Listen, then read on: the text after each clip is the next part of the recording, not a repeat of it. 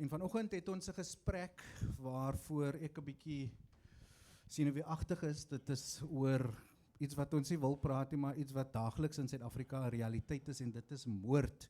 En die gesprek se naam is Op die spoor van die spoorloses, en ek het van die land se top moordskrywers of misdaadskrywers hier by my. Jonathan Morris, 'n voormalige polisieman, welkom. Dankie. Nicole Engelbrecht, author, welcome. Thank you so much. Julian Jansen, joernalis, author, skrywer, alles. Dankie Jody, goeiemôre almal. En dan ook Michael Bear, author, welcome Michael. Thank you very much. So I'm going to start with maybe Jonathan, jy. Kom ons val weg as ons praat oor die statistiek in Suid-Afrika, en ek het gelees dat as 'n moord in Suid-Afrika gepleeg word, is daar 'n 5% kans dat die moordenaar 1 gevind gaan word en 2 dat hy skuldig bevind gaan word en tronk toe gaan. Verduidelik net vir ons as 'n voormalige polisieman, as 'n moord gepleeg word, daai ondersoekproses wat begin, wat gebeur alles daar, want die persoon word uitgeken, hy kry parol of hy kry bail soos hulle in Engels sê, en dan sy weer op die straat, jy moet aangaan, of jy moes aangaan met daai ondersoek oor die persoon wat vermoor is. Verduidelik net dit vir ons. Ja, ek sal begin by bende geweld en goed. As jy 'n toneel bywoon, dan sal jy sien, die mense sal vir jou sê wie die moordenaar is, maar niemand sal 'n verklaring aflê nie. By die polisie wat daar op die toneel kom, as hulle hoor wie dit gedoen het, sal hulle die persoon arresteer. En daar is geen getuienis teen die persoon, en dan die volgende dag word hy man vrygelaat, en dis wat die publiek nie verstaan nie. So, wat dit kom by moordsake, jy kry die tipe polisiemanne wat toesluit om te ondersoek. En het moet eintlik aan die ander kant wees, jy moet ondersoek en dan toesluit. As jou saak reg is, dan sal jy nie daai probleme hê om borg te opponeer en al jou verklaringe is daar nie goed nie. So dit is een van die probleme wat ons mee sit. Nicole, you looked at cold cases in South Africa, and a lot of them go unsolved. Tell us what you found and what inspired your book. Thank you. So I think the beginning part of the inspiration of the book, of course, was my podcast, True Crime South Africa, and covering some of these unsolved cases on the podcast, and then seeing how I really did not expect it, but a lot of new leads started coming in. And some of the cases were even reopened after 20, 25 years as a result of coverage on the podcast. And I guess I'd hoped in the beginning that that might be the case, but had never thought it would happen in that, so widely. And then Jonathan Ball and I were thinking about the next book, and we thought, well, I think it's really important to give these cases another audience, a reading audience rather than a listening audience, and see what more we can do. And selecting those cases, of course, I looked at the ones that had been unsolved and were, impacted in some way by the podcast. But I also tried to look at cases that, what I'd really come to learn about unsolved cases is how this issue of unsolved crimes in our country, whether it's murders or missing people, affects a wide range of people in very similar ways. So if you look at all the victims or missing people in the cases in Bare Bones or Clip Coats, I selected people with substance use disorders, those who came from so-called normal middle-class backgrounds, people who had mental health disorders, and then that really displayed what I had learned, which was how all of these families are so deeply impacted for decades and decades after these cases remain unsolved. What did you find? I spoke to Jonathan now about the investigation. What did the police get wrong for those cases to go cold? In some cases, to be honest, perhaps nothing. There are cases in the book where police did a really good job, whether at the time or now 20 years later when these new leads are coming up.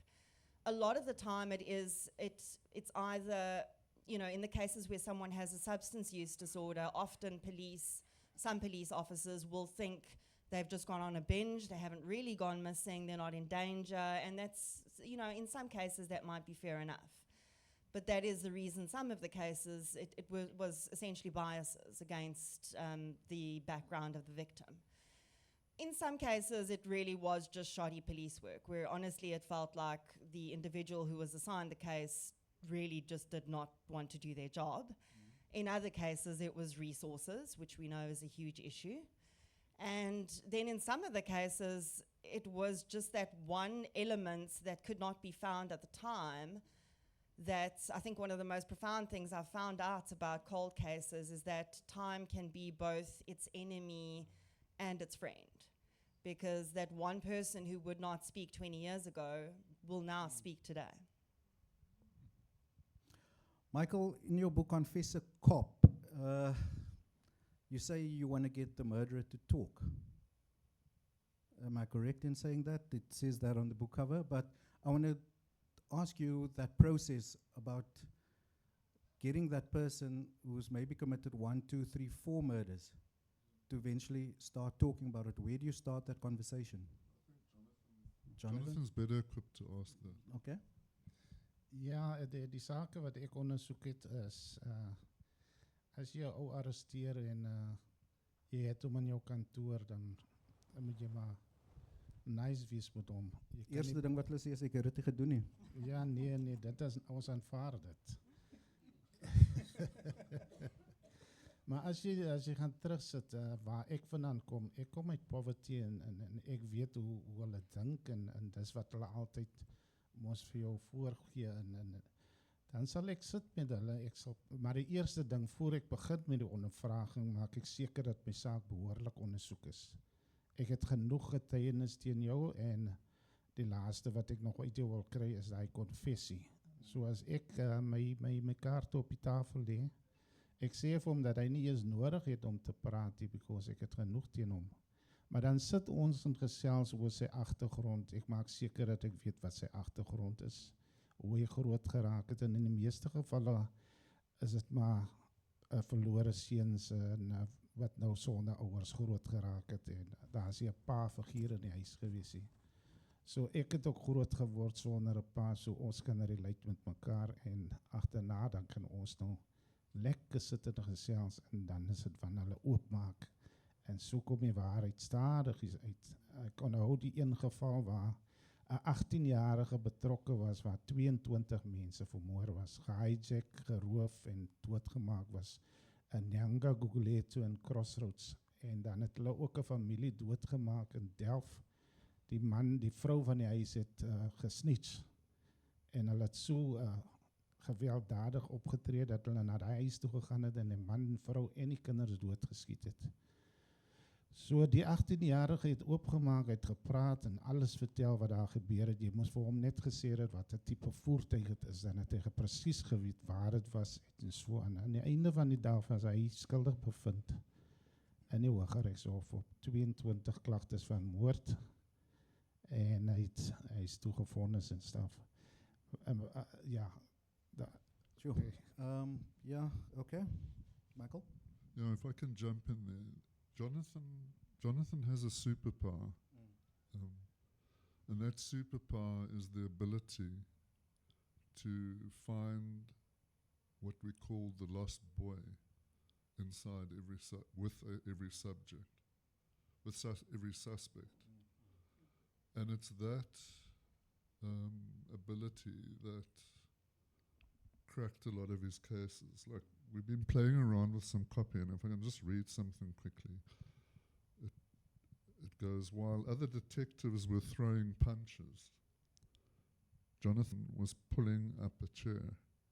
He'd sit with the killers, listen, find the lost boy inside the monster, and they'd talk.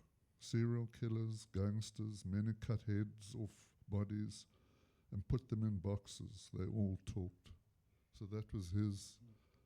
So I had to take my cue from him. Now I'll tell you the way I follow a lead, is that I had this intuition that there was a lost boy inside Jonathan. So I had to take my cue from that. I had to sit, I had to listen, I had to hold the space.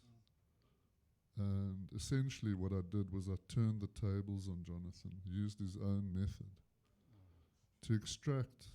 I mean, I've been a journalist for probably 30 years, I think, doing this kind of stuff, but I've never encountered a subject who's been so confessional and revealed himself so personally, yeah.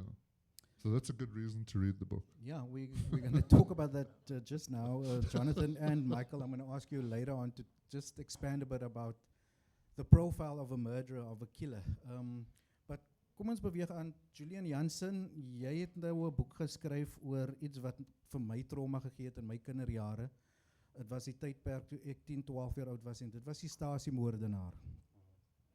En jy het dit benader op 'n baie spesifieke manier, waar 22 moorde van die laat 80s tot vroeë 90s op die Kaapse vlakte plaasgevind het.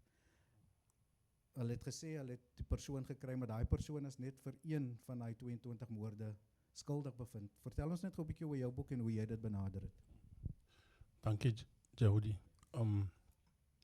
Ek dink ek het probeer omdat ek 'n magdom, omdat ek die hele hofdossier gehad het met die hofrekord met geweldige klomp inligting in, het ek gedink dat die boek moet wees vir mense wat nie die institusionele geheue het van wat destyds gebeur het nie, maar ook vir jonger mense om regtig al die inligting te lees. Dit is hoekom ek as ek 'n boek teken dan vra ek het vir Elsineda agter gevra, as jy die boek klaar gelees het, kontak vir my en dan sê vir my wie jy dink is die stasiemoordenaar. Was dit net Norman Simons of was daar ander gewees? So ek het baie die hofrekords gewerk. Dit was vir my lekker om die dialoog eintlik uit te haal, sekere dialoog tussen die aanklaer en die getuies, want daar is lekker boksgevegte tussen hulle. So ek het baie dit gebruik. Ja, so ek dink. Wat was die inspirasie vir die boek? Die inspirasie vir die boek was, ek het iemand ook nog gesê, toe ek by Rapport gewerk het, jy kry oproep as jy kom drink koffie onder in die portaal, nou vir 'n joernalis hou van gratis koffie. En as jy nou net lekker die Americano drink en dan kom hulle met dit, skryf ons 'n boek hieroor. Want ek dink jou uitgewers bepaal die mark ook, hulle ken hulle mark baie goed en hulle weet wat 'n boeke is die hot topic nou. So het ek byvoorbeeld gewerk aan die stasiemoordenaar, toe haal hulle vir my en hulle sê Devon en Nel, die moord op Devon en Nel is nou die warm topic. Los alles eers en dan doen jy eers vir Devon en Nel klaar. En ek het gou besef ook dat Devon en Nel is nie so gory soos die stasiemoordenaar nie, maar ek het besef ons moes iets skryf wat haar dood iets kan beteken vir ons. Ons moet daaruit kan leer. En ek dink ons kon dit regkry deur te kon identifiseer dat die stelsel nie net die slagoffers gefaal het nie, maar ook daai lost boy wat Mike en kaptein genoem het, dat hulle gefaal is. En toe dit klaar is, het ek weer voort te gaan met die stasiemoordenaar. Ek is op 'n manier indirek verbind, in kontak met Norman Simons, maar nie direk met hom nie. Ek het hom ook al genooi vir koffie. En toe sê ek vir hom oor, ek gooi toe 'n lokas uit Mike en sê, ek gaan my boekie by die huis los en my pen by die huis los.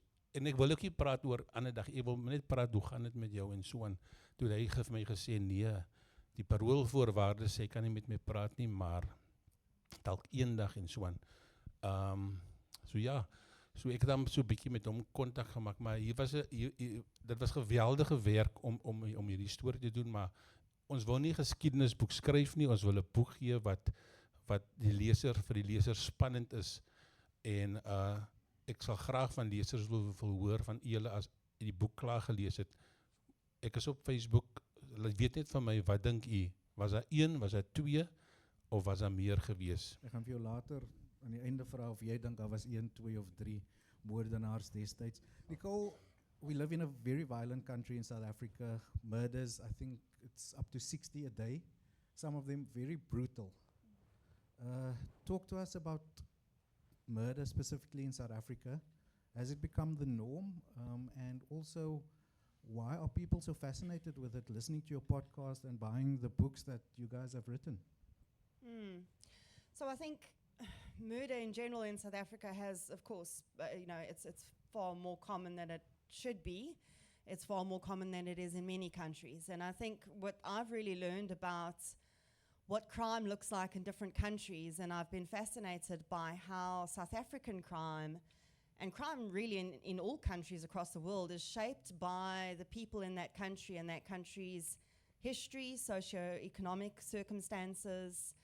And I do think that what we're seeing today with a wave of incredibly violent murders partly is a result of our desensitization to violence as a nation. We have an incredibly violent past in many, many different ways in this country. And, even neighborhoods like in the Cape Flats, where ordinary citizens who are just trying to live their lives are forced to live in this terribly violent sort of bubble where it feels like there's no escape from. So I think desensitization is certainly a part of it. Our socioeconomic situation is not helpful either. Poverty is part of the equation that leads to crime. We know that for sure. When I think about why people, despite South Africans being so, involved, immersed in crime daily and in violence daily, are still so interested in these types of topics, I think it comes to really people psychologically thinking the more they know about it, the safer they'll make themselves. I think it's a learning thing, sometimes for women especially, although I must say that men are the predominant victims of murder in our country and in most countries in the world. But women are often very violently and gruesomely murdered. So I think, women predominantly tend to absorb this type of material. And that is often just a curiosity, I think, the mystery behind it. But also, the more I know, the more I can protect myself. A safety mechanism. Captain Jonathan Morris en Michael B., ek wil vir julle vra the profile of a murderer. And Jonathan, jy is seker die beste persoon. Iemand raak kwaad, hulle gryp 'n mes en hulle steek iemand. Is dit noodwendig 'n moordenaar? Of vertel ons van iemand wat uitgaan, 'n slagoffer sien, nog 'n slagoffer sien en dit haarfyn beplan, ek gaan vir jou doodmaak. Die profiel van 'n moordenaar, verstaan ons dit reg? Wat het jy in jou werk gesien, Michael? You as well, if you want to add on to what he says. Ek gaan 'n voorbeeld noem, Jimmy Maketa. Hy was 'n reeksmoordenaar, hulle het hom genoem die Jesus serial killer. Hy het geopereer aan Philippi in. Nou, hy was hy tipe mens, hy was geabused toe hy klein was. Hy het diere verkragt, bestialiteit in plekke aan die brand gesteek. En die dag toe hy trou en toe hy sy vrou abuse en hy toe tronk toe, hy baie beklei met sy vrou. En hy toe, sy vrou het hom uitgesit en hy toe uitgevaar na Mitchells Plain toe. En daar het hy nou begin 'n Mandrex rook en dan het hy gevoel, hy wil uitgaan om mense te vermoor. So hy het 18 mense doodgemaak. Hy het in die huise, die plaasmense, hy het plaasmense vermoor, want hulle was soft targets gewees. So hy sal uitgaan, hy sal die vrou verkrag, maar voor hy die vrou verkrag, sal hy eers die man vermoor. En so het dit aangegaan, en daar was 'n taakspan gestig in Mitchells Plain, in Philippi, van 13 mense, en hulle kon hom nie opspoor, het was nou 'n paar maande gevat, en eendag toe beland die saak nou op my tafel. En wat die taakspan misgekyk het, op die toneel het hy 'n selfoon gelos, wat toe gelei het na sy arrestasie. Toe ek hy selfoon gaan haal, en sekere nommer skakel, toe het ek uitgekom by die Jesus serial killer se seun in Grabouw. En toe ek hom nou inbring en ondervra, het ek hom toe ondervra oor die selfoon, en toe het hy oopgemaak en hy het gesê hy weet van die verkrachting en die moord. Maar wat hy gedoen het, hy het altyd 'n nota gelos op die toneel. En ek vra hom toe om 'n brief te skryf aan sy vrou, want hy gaan nou tronk toe vir hierdie moord en die verkrachting. Nadat hy die brief klaar geskryf het, toe kan ek die twee, die nota en sy brief vergelyk, en toe ek hom vra met Jimmy, dis dan dieselfde handskrif, toe pleit hy nou skuldig op daai 3 moorde en so aan. En na daai toe raak hy moeg, toe wil hy nie verder praat nie. Maar ons kan nog aangaan, maar dis die tipe mense wat Jimmy was. En nadat ek hom vir 'n paar dae ondervra het hy ook gepraat van moorde wat in die 90's plaasgevind het in 'n gebou wat niemand van geweet het nie. En dan een in Claremont, dit was sy laaste gemoord gewees. Hy is aanvanklik toe skuldig bevind in die Hooggeregshof, waar hy ook 'n brief geskryf het in die gemeenskap om verskoning gevra het. En na 3-4 jaar toe sy oorlede, want hy het vigs gehad. Dis nou een van die moordenaars wat ek kan sê hy het net doodgemaak. Hy was 'n disorganized serial killer. Hy het nie gegaan vir sekere mense nie. Hy was 'n random, as jy jou sien, dan voel hy net, daar's 'n dier binnekant in hom wat hy nou net voel. Hy moet mense verskeer. En aan die einde van die dag het hy sy vrou blameer vir al die dinge wat hy aangevang het. Yeah, Michael, what have you seen in terms of the profile of a murderer? I don't want to say serial killer, but the profile of a murderer. What have you experienced? You say you've been a journalist for 3 years. Yeah, I think like serial killers, gangsters, anything premeditated is different because it's planned. It's part of whatever subculture or psychological disturbance they have. I've done a lot of observation in prisons in a restorative justice scenario. And most of those people, most of those killers, murderers, land up there. This is going to sound odd, but by accident. And I say this because if you can remember the last time you were really, really angry, what sometimes goes through our mind is, I could kill you. And whatever plays out after that is just, you can put it down to fate, however you want to describe it, but there's a hairline difference between something turning out maybe nasty or going a bit south and actually killing that person. So there are a lot of men, especially, well, I only work in men's prisons, but they're sitting there as a result of poor impulse control, which we all have, unless you work on it. And it could have, like, one that comes to mind is Jason Roeder, who was convicted for the killing of his wife. No one will ever know except Jason what happened there. He says he's innocent. But I think one possible explanation is that they were definitely arguing that night and things went south. And they both could have woken up the next morning and said sorry, or something else could have happened. But in a flash, like this recent road rage thing up in Joburg, it results in the death of another. And you're suddenly convicted for murder. There's a trigger. Yeah, exactly. And this goes, I want to just quickly say, this goes to Nicole's point about why are people attracted to true crime? I think it's because we also see our shadow in those other people. I mean, that's definitely what's evoked for me when I talk to these prisoners or offenders, because they're dead normal guys.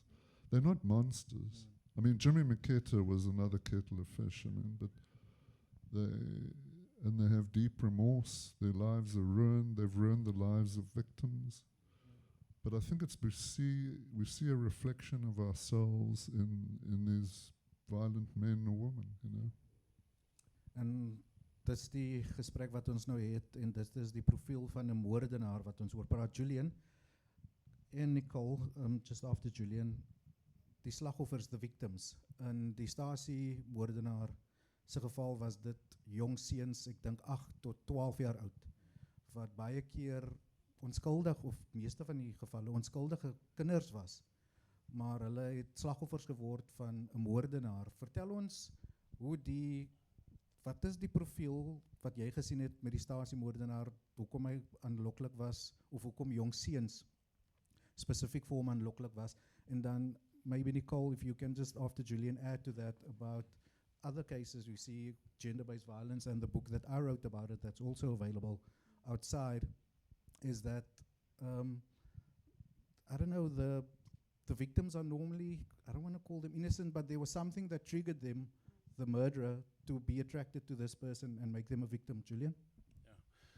Yeah, I think the young boys were sitting ducks. In 'n tydperk wat Mitchells Plain bestaan het, en ons weet Mitchells Plain het ontstaan toe breinmense uit die Kaapse omstreke gegooi is op hierdie godverlate vlakte wat later Mitchells Plain geword het.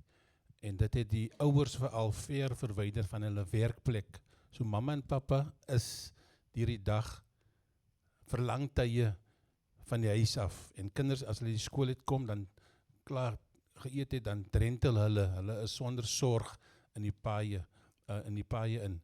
So hulle was easy pickings vir 'n menslike roofdier, 'n monster wat die bloed gesoek het van jong seuns. Soos hulle, my kollegas genoem het, dit is nie mense, 'n man, 'n roofdier wat impulsief kwaad geraak het vir iemand vermoord het, doelbewus en met doelgerigtheid het hy jong seuns geteken. Toe hulle vir Norman Simons byvoorbeeld vra, how did you approach these boys? Ek kan nooit vergeet, sy woorde was, I become a good looking man. En Dr. Mickey Pistorius, wat die pionier was in profilering, wat ek baie admireer, nadat sy die verskillende tonele besoek het sy tot die gevolgtrekking gekom. Sy het byvoorbeeld die tonele besoek en lang gemediteer daar. Sy het self vir die slagoffers gebid en vir die verdagte.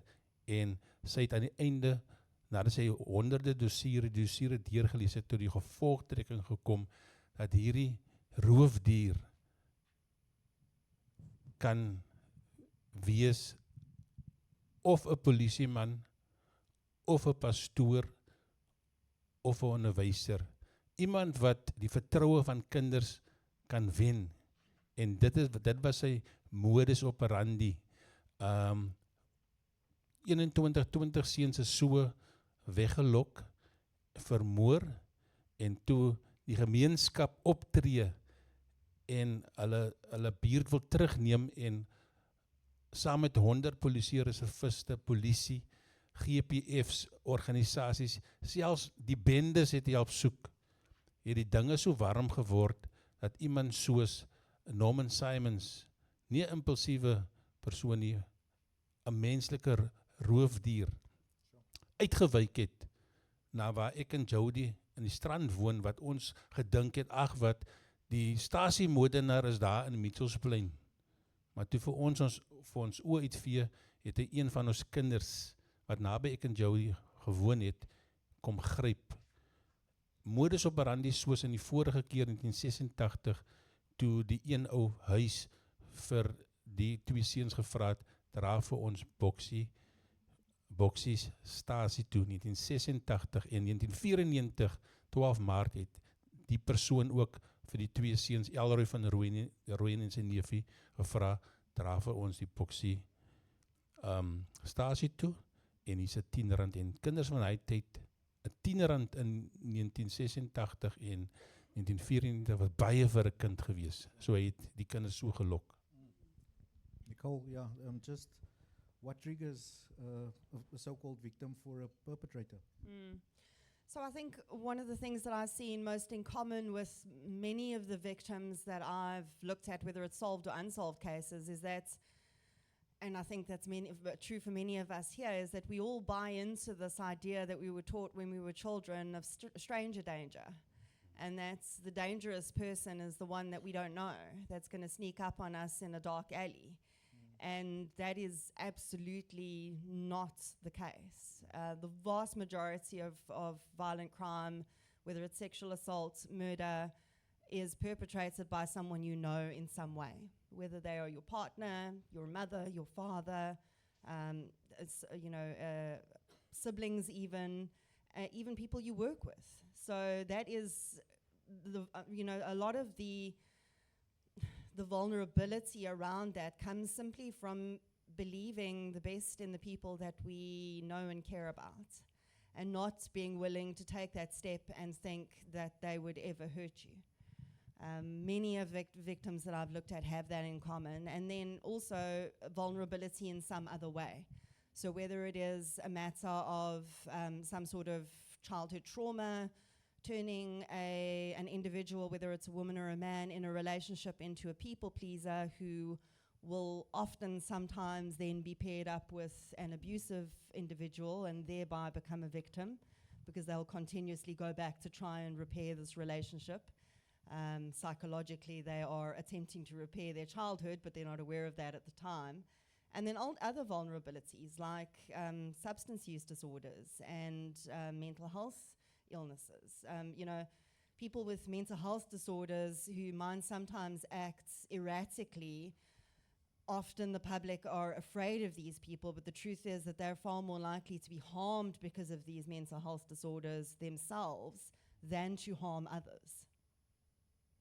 So basically what you're saying is that the perception out there that somebody is going to come into my house, a complete stranger, and I might be a victim to this person's whatever mental state they have, whatever, that's the least of the problem. The problem is basically the people close to us. Yeah, so I think, certainly in South Africa, if we look at robbery crimes and those types of things, those are happening. Hijackings and home invasions, of course, are happening by strangers, and it does happen. We get stranger murders are the most difficult to solve for that exact problem, for that exact reason. The case that's Julian looked at is, sorry, there's too many J names, is of course a case of, although the killer or killers, whichever you may believe, may have been a technical stranger to those victims, they may have known him from around the neighborhood. So their parents may not have known him, but they may have known him on sight. And just that element of, I've seen him around the neighborhood, or their vulnerability by socioeconomic circumstances of 10 Rand being a heck of a lot of money. That was, it happens, absolutely. Jonathan en Julian, ek wil met julle twee gou praat oor serial killers, reeksmoordenaars en die polisieering en die ondersoeke rondom dit. Julian, gou die polisieering in die stasiemoordenaarsaak. Ek het gesê 22 moorde, hy is skuldig bevind op 1. Dan Jonathan, as jy net na dit kan aanvul by wat Julian sê, is dat dis baie moeilik om vir iemand op 22 moorde skuldig te vind, en so jy kry vir hom maar op 1, en dan laat jy die persepsie daar buitekant dat dit was die persoon wat almal doodgemaak het, soos in die stasiemoordenaar se geval. So Julian, die polisieering, en dis 'n feit, jy sê dit ook in jou boek, hy is skuldig bevind vir 1 moord, nie vir 22 nie. Ja, ons moet onthou dat wanneer die lyke gevind was hulle in 'n hoë graad van ontbinding gewees, en daar was baie min forensiese bewyse. Ons moet ook onthou dat wanneer dinge soos semen ingeneem is, was die wetenskap en tegnologie van DNS, die behandelinge van en die interpretasie daarvan, identifisering was nog baie onderontwikkeld gewees. En ja, die hoë graad van ontbinding, en dan so dit was moeilik om iemand te kon identifiseer, maar daar was die modus operandi was basies geïdentifiseer, en dit was reg deur dieselfde, gesodomiseer, gehurkende posisie, kop in die sand, en dan met 'n kledingstuk. Het was vir my baie hartseer om die foto's te sien van Ellery van Rooyen, want ek weet waar is Rusthof Primêr en ek weet hoe lyk hulle tracksuit broekie pers met die geel streep en ek het dit gesien rondom sy nek waarmee hy verwrig was. So omdat die moorde so baie lyke gevind is en in daai tyd was dit die verkiesing gewees en die nasionale party sê hulle wou die breinstem hê. So die regering het ongekende hulpbronne losgelaat op Mitchellsplein om die oortreerde baie vinnig te arresteer. Hulle het vir Norman Simons gearresteer en hulle het hom aanvanklik gearresteer op 21 moorde, maar hulle het hom nie vrygespel, hulle het dit gelos omdat daar nie genoeg bewyse is teen hom nie. Alhoewel daar prima facie bewyse was dat hy verbind kon word, het hulle gefokus op, kom ons doen eers die Elroy van Rooyen saak. En ek wil net byvoeg dat wat my verstom in die boek, in die storie is, wat my baie fascineer, die Lost Boy storie, die verwonding van wanneer jy in jou jeugjare is, waar daar tekortkoming is in die sosiale struktuur, in die gesin, om jou as 'n jong seun te help ontwikkeling tot die beste weergawe wat jy kan word. En dit is wat ons elkeen vir ons kinders toewens, is die trauma wat bekend geword het van Norman Simons, dat hy toe hy 'n jonger seun was, is hy verkragt deur sy ouer broer, Boycie. En dan wanneer hy ondervra is deur die span van moord en roof, wat aangesê was om hierdie groot hoë profiel saak te ondersoek, dan het hy gesê, ek hoor stemme, en ek hoor Boycie se stem. En jy gaan lees in die boek, daar's 2 verklaringe wat hy geskryf het, verdoemende verklaringe waar hy vir hom eintlik uit die water blaas, dat 'n mens kan sien, daar's geen manier hoe ons hom nie kan verbind aan 'n reeks of 'n hele paar van hy 21 moorde op die seuns nie. Jonathan? Ja, ek wil net iets byvoeg aan die stasiemoordenaar. Ek het gewerk in Mitchellsplein daardie tyd. Ek was deel van die ondersoekspan nie, na die soektog na nog liggame en goed. En wat ek kan onthou, die laaste 3 liggame wat gekry was, was 'n dokter saam met ons gewees, Dr. Frans. En terwyl ons aan die bos staan, 2 het langs mekaar gelê en 1 het so 10 meter van hulle 2 afgelê. En ons was omtrent so 30 tot 40 mense in die bos gewees, terwyl ons nou wag vir die lijkswaan. En die vraag wat ek gestel het daar aan ons mense, wat almal daar aan die sirkel gestaan het, ek het gesê, ons moet mekaar diep in die oë kyk.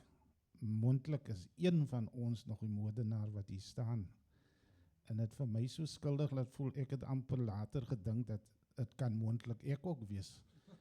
Maar in elk geval, die reeksmoordenaars is iemand wat nie ophou nie tot hulle gevang word. Jy kry mos die georganiseerde een en die disorganiseerde een.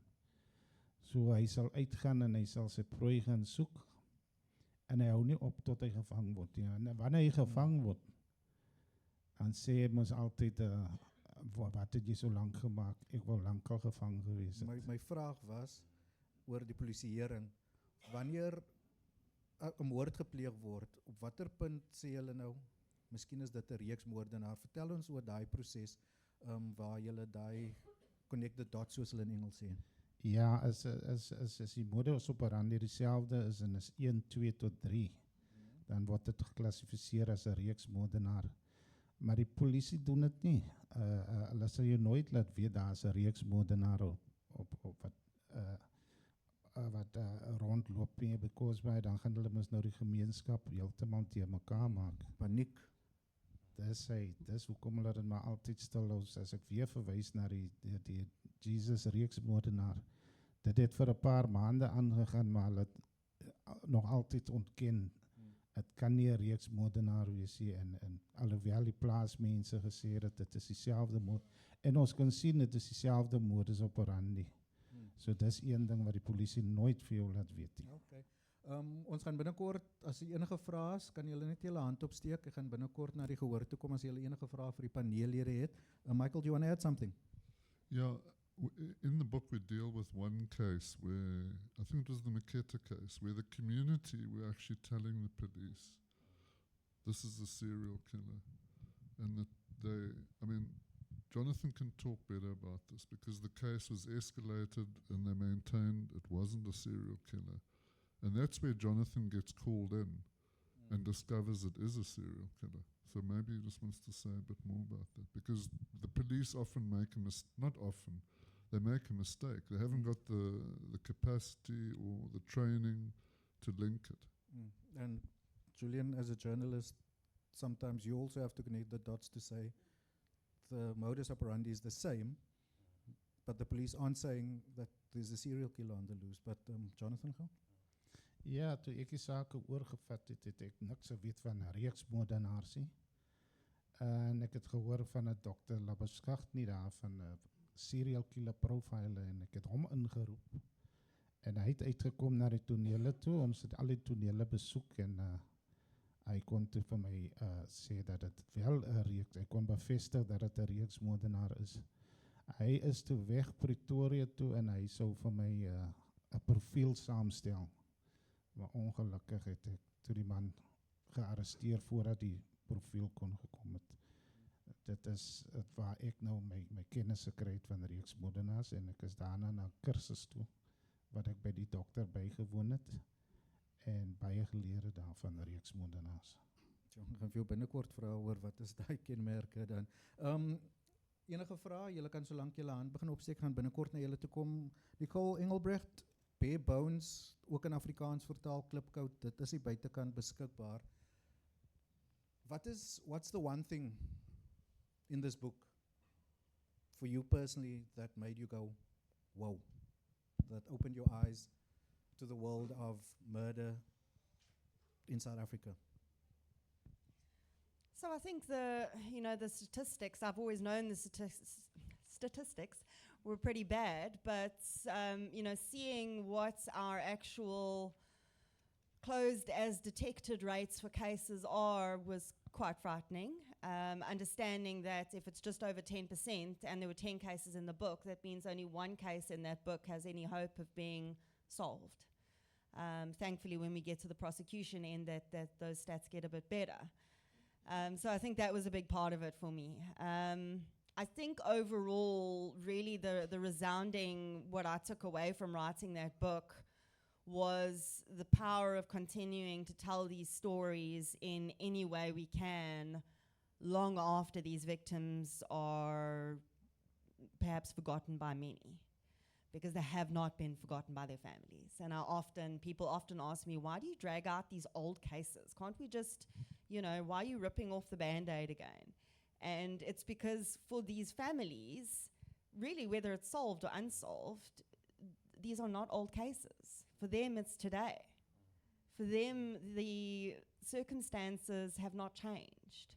And that's why we need to keep. So I think really it's just the power of continuing to say their names and tell their stories. Also, if I listen to you, that uncertainty of what actually happened to my brother, sister. Absolutely. Not knowing is far worse. I've had many parents tell me who've had murdered children that they believe the trauma that a family with a missing child goes through is in many ways far worse, because at least they know where their child is. Julian Jansen, jou boek se naam is Op die spoor van die stasiemoordenaar. Jy het vroeër 'n bietjie van 'n teaser uitgesit wat jy gesê het was daar 1, was daar 2, was daar 3, maar net ek het die boek al onder oog gehad vir jou. Wat is die een ding wat vir jou laat gegaan het toe jy die storie skryf? Wow. Wat vir jou laat dink het, maar die moord in Suid-Afrika wat hier gebeur het, jou 'n bietjie geskok. Ja, verseker, dit het my geskok, maar ons moet onthou dat die skrywers wat hierso sit, ons skryf oor moorde wat gebeur het, en in die meeste gevalle soos die Maketa manne en so aan, is dit verskriklike misdade wat vir ons tot in die diepste skoene skok. En ons skryf oor polisiemens, manne, en ons skryf oor ondersoekbeamptes en die bronne en die hulpbronne wat is en nie is nie. Ek is 'n oud onderwyser en my hart lê ongeag al die goedjies by die kinders. Ek is baie oor kinderveiligheid. So, net soos met die Devonay Nel boek het ons gesê, kom ons leer iets uit hierdie verskriklike gebeure by 'n skool wat veronderstel is om die veiligheid van kinders te verseker. Maar die hoof het my huidige gesê, ons kon nie sien dat hierdie seun wat ons noem Frankie stoei met die demensie. Hoe kan jy elke inskrywing by jou skool sien wat binne in die kind aangaan, waarmee die kind stoei en so hoe kon ons nie weet dat die 'n moordenaar inkom nie. So die polisie ondersoek sake, dit is reaksionêre inligting wat verkry word. Ons reageer in Suid-Afrika reageer ons elke dag so baie, ons dossiere hoop op, die maatskaplike werkers is oorwerk, die staatsaanklaers is oorwerk, hulle is toegegooi met sake, en dis die probleem met Suid-Afrika, ons verstik in misdaad en die hantering daarvan, waar ons eintlik moet begin werk en strategieë saamstel, dat ons gemeenskappe opbou, dat ons gesinsstrukture se sterkte verseker, dat ons verhoudings leer, ons het net al gehoor van woedebeheer, ons moet ons kinders leer ons moet die kurrikulum in skole verander en aanpas, slim aanpas, ons moet nie die onderwyser toegooi. Ek het skool gehou en ek het gou besef toe ek by hierdie die mekaar moeilike skool gekom het, wat eintlik my lewe verander het. Ek het die boek gelees van John Eldridge, Wild at Heart, Amerikaanse evangelis, waar hy praat oor die verwonding van seuns, en ek het uit hierdie boek geleer van die stasiemoordenaar, dat ons, dit bewys net weer eens hoe belangrik dit is, om nie net die veiligheid van kinders te verseker, maar ons moet begin om huisgesinne op te bou, want die kind wat jy aan die gemeenskap gee, dis jou geskenk, jy sê vir die gemeenskap, hier is ons geskenk aan julle, en ons moet verseker dat ouers in staat gestel word en toegerus word en ondersteun word deur die rolspelers in die gemeenskap om die kinders ons op te bou. Ons moet nie net fokus baie op die misdaad nie, maar hoe gaan ons gemeenskappe opbou? En dit is waar my grootste, nie net belangstelling nie, maar my vrees is dat dit tans nie gebeur nie, dat ons net toegegooi word met slegte nuus. En baie keer word daai geskenk vir die gemeenskap 'n nagmerrie vir die gemeenskap. Okay, die ander boek is natuurlik Confessor Cop, en dit is kaptein Jonathan Morris hier direk aan my regterkant, en dit is geskryf deur Michael Bay. Michael, you first. While writing this book and listening to the stories, what made you go, wow, and what do you think the people who buy the book will go, wow? Yeah. So it started off, Confessor Cop was meant to be a quick job for me, because I was busy on something else. In betweener. Sorry? In betweener. Yeah, in betweener. And but I also learned later on that Jonathan, like a faithful lover, had been waiting for about 20 years for me to come back to him. So he kind of set me up in a way. But I don't think so the conscious thing was wrap this up. I mean, the book is set, and this is actually what we forget, in some of the most crime-ravaged suburbs, not in South Africa, in the world. Just down there, not far away. So that's the dramatic setting, and the book certainly covers sort of, I think, 8 or 10 of his most high-profile cases. But as we got into that, the narrative took over. It was like something or someone else was writing it. And gradually the realization comes that these cases actually, I mean, this man absorbed more trauma than any average person. And that trauma slowly broke him. So there are a number of investigations going on in the book, which is rehashing his cases. But there is a single, most profound investigation going on in the book. And that's his personal journey, discovering the roots of his trauma, discovering why he was blessed with these superpowers, why he didn't, through a moment of bad judgment or bad impulse control. And there were those occasions where he could have gone the other way, where he could have landed up behind bars. And this man's a hero in this era of bad cops, because he's a good cop. And he needs to be celebrated. And that's another reason to buy the book. Jonathan, net die een storie in jou loopbaan wat vir jou altyd sal bybly. En dan gaan ons gehoor, do we have any questions, enige vrae? Kyk daar, 2 vrae, 3, 4, okay. Ja, dit is daai arrestasie wat jy uitvoer en die skuldigbevinding wat jy kry in die hof en die persoon gaan vir jare tronk toe. Dis 'n gevoel wat geen geld kan koop. Jy stel die publiek tevrede, ek is tevrede, die families is tevrede. Daai gevoel sal ek nooit vergeet nie.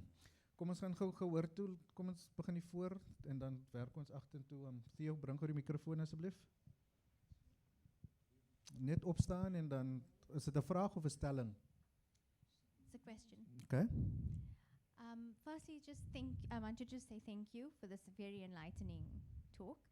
Nicole, you mentioned that, we come from a very violent background and we are a violent society.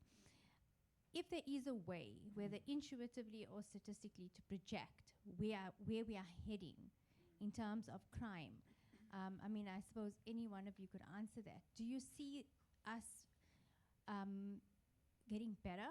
Do you see our community? Are there interventions?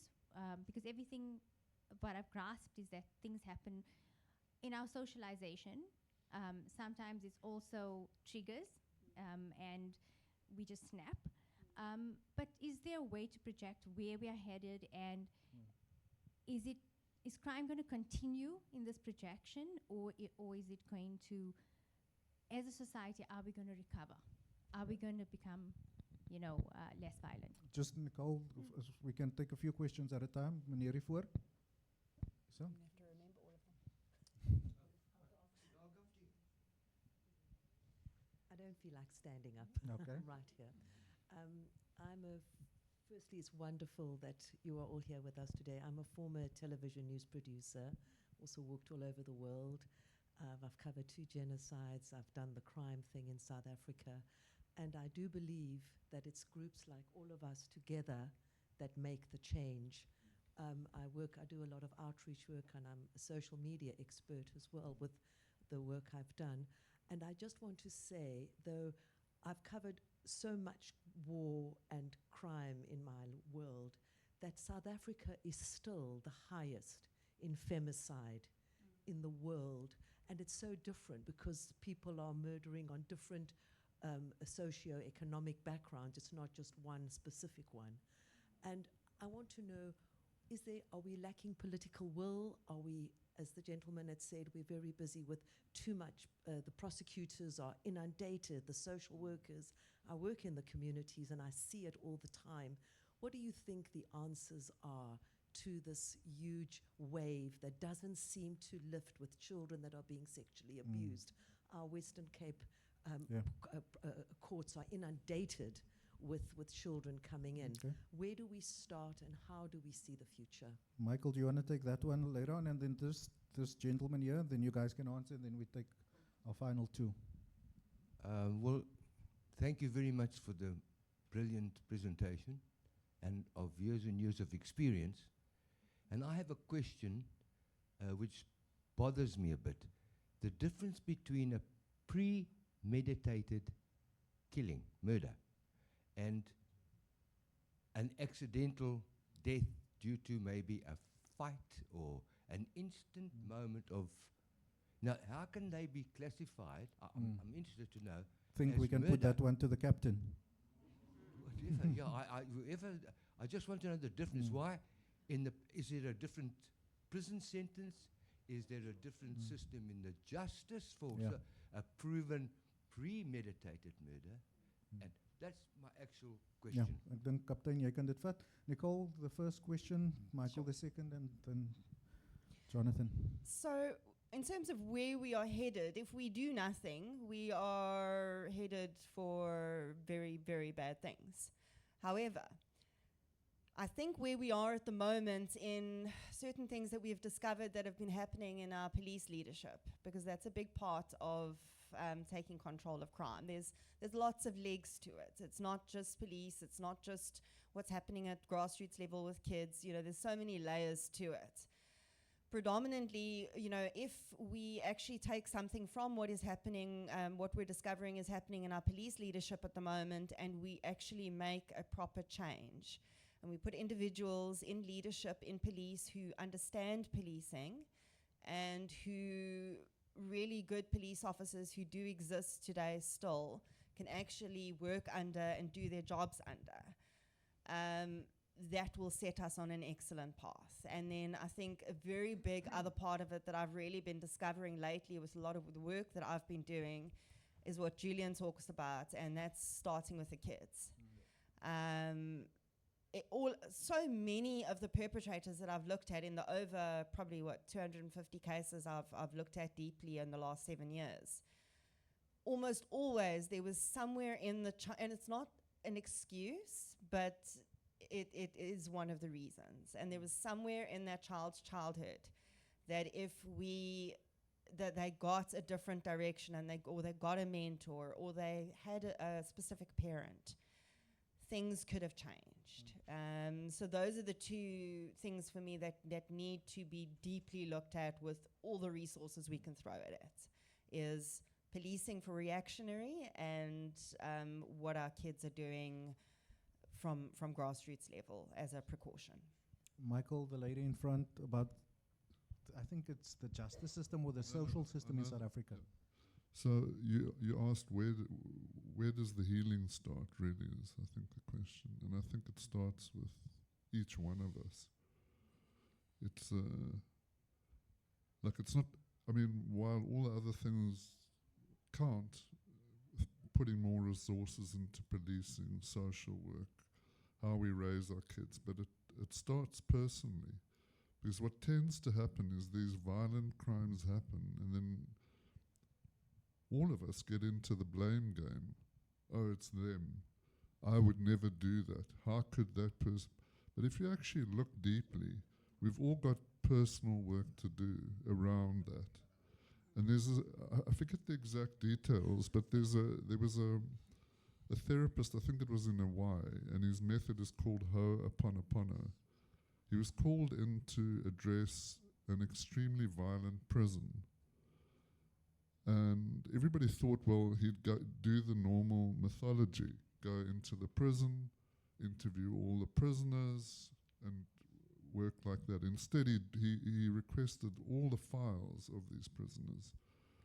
And he gradually went through that. And as he went through each case, he found it raised something in his own being. And he dealt with that. And it actually had what people call miraculous results in the prison. But it's not, if you think about it, it's not far off. If we all start healing ourselves and those around us, and it doesn't take long to think of a person very close to us or just a little bit removed or who's really in trouble and potentially could be a loose cannon. You know, yeah, I think it all starts with oneself, because that's really what we're capable of. We can't change. I mean, as much as we get frustrated with what's going on around us and the corruption and the bad cops and the bad this, you're powerless. And you must have seen this in your traveling the world, is that the only place you can work is right here. Yeah. So therein lies incredible hope, if you think about it, because if you're serious about that, if you believe that, then you can work miracles. And I've seen it happen within the prison system. men who finally want to take responsibility for what they did. Part of restorative justice is working on yourself. And that heals not only the offender, it heals families, it heals the other offenders around him. At the end of a week of restorative justice, all the families, the victims, everyone comes in together. And the healing scenes in that are absolutely amazing. And it only happens because the offender has taken responsibility. Sure. Okay. Captain Jonathan Morris, premeditated murder compared to ek raak kwaad en ek doen iets wat buite my is. En ook wat's die vonnis daar? Is daar vonnisverskil as ek vir jou met 'n mes gesteek het uit kwaadheid of ek beplan het om vir jou met 'n mes te steek? Premeditated murders, as far as I'm concerned, life, my bro, jy moet weg. They must go to jail. Premeditated murders. Then you get the one that I see that it can go to self-defense. But what they do also with the self-defense, they also sentence you to prison, and which is unfair, according to me. Can I just say something with Yeah. that? With every murder case, we call it murder. I mean, I think, yeah. But somebody raised this with me the other day, is that, you know, there seems to be a difference between murder and killing someone. And I think the Old Testament, in fact, makes that distinction, that there are legitimate reasons for killing another person. But in each murder, so our justice system in many around the world regarded as killing a person as murder. But what's within that is mitigating circumstances. So each case is examined according to the circumstances that occurred. So if it is if you, as the vernacular says, strip your moer, then they will look at why you stripped your moer. You know. Ongelukkig is ons tyd op. Die skrywers van die boeke gaan nog hier rond wees as julle nog vrae het. Ek weet daar agter was nog 1 of 2 vrae. En ook die boeke is hier buitekant beskikbaar. Bare Bones of in Afrikaans vertaal na Klipkou deur Nicole Engelbreg, Op die spoor van die stasiemoordenaar deur Julian Jansen, en dan ook Confessor Cop deur kaptein Jonathan Morris en ook Michael Bay. Thank you very much. Baie dankie. Geniet die res van die fees. Yeah, thanks for all coming.